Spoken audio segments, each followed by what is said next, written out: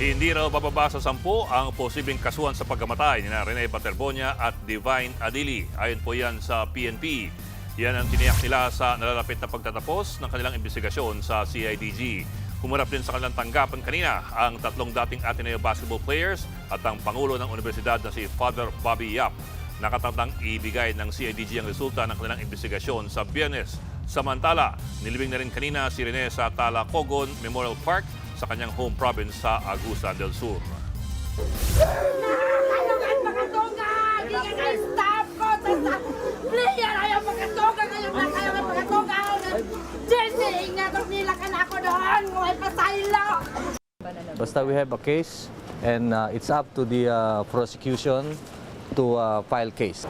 Against how many persons? We're accounting about more or less about 11 or 10. Mga kapatid, Ed Lingaw po, maging maalam at may pakialam sa mga napapanahong balita sa ating bansa. Para sa mas malilimang pagtalakay at paghimay sa mga issue at headlines, mag-follow at mag-subscribe sa social media pages ng News 5.